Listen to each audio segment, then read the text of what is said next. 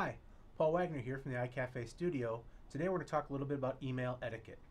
This is an important thing that you need to take care of when you're working in a business especially. It's a reflection of you and your company. Let's jump into our top 10. Number 10 is be informal, not sloppy. This is a reflection of you. This is a reflection of your company. You want to be grammatically correct when you're emailing, nothing sloppy about it.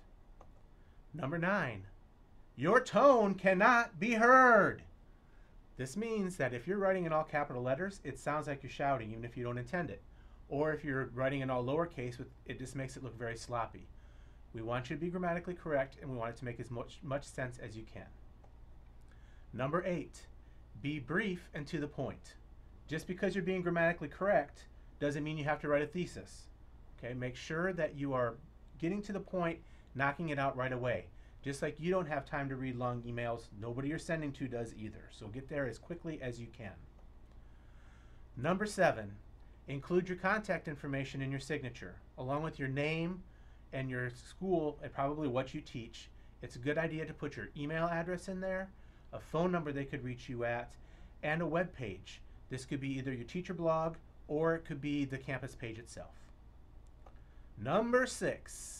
Blind courtesy copy versus courtesy copy. Now you may notice carbon copy as well. You can see it both ways. Let's talk a little bit about these.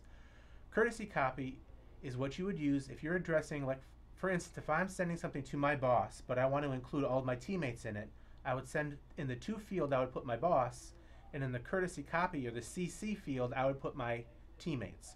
Then they're getting the information that they need, but they know it's not directly to them. Okay? That's a great thing to use. Use it when they need that information. Don't include them just to include them. They have enough emails coming in through their inbox the way it is.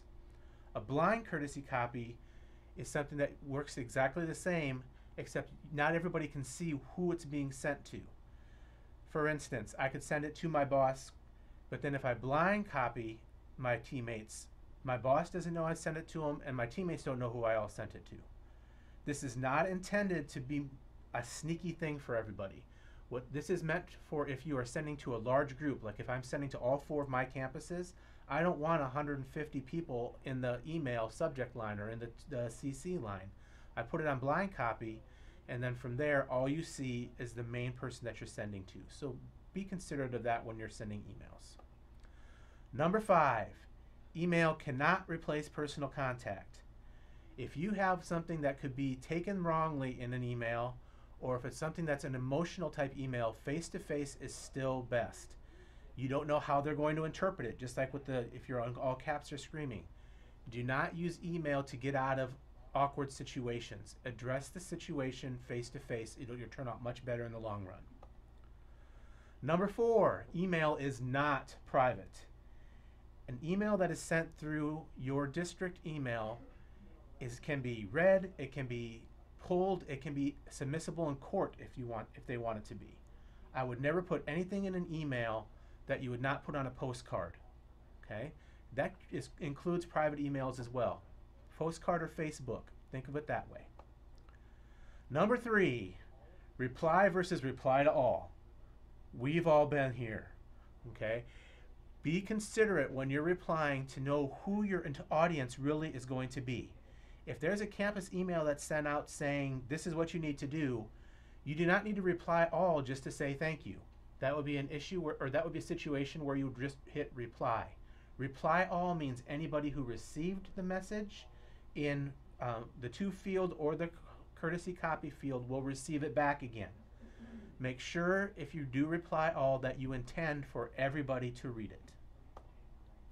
Number 2, this is my biggest pet peeve. The subject should match the email. Do not leave your subject blank. Include something to let us know what the email is going to be about. That way when I'm searching for it through my email, because I get lots, it's easier for me to find. If I know it's about installing Outlook, I can put Outlook to search for and it'll pull up just those emails. If you are replying or replying to all, change the subject field so it matches what you're asking. It's very difficult when an email is sent out and then you reply back to me and it has nothing to do with what's in the email. Once again, I can't find that email when I search for it. So even if you're going to reply, if it has nothing to do with what the original email was about, change the subject line, please. And number 1, use a white background and simple fonts when you are typing an email. There is nothing more distracting than when you've got wood planned across the back or bubbles popping up everywhere, or if your font is all curly and hard to read. We want it to be short and sweet. We want to be able to get in there and read it quickly and get out. Those are our top 10 list for email etiquette. Stay tuned for our next video.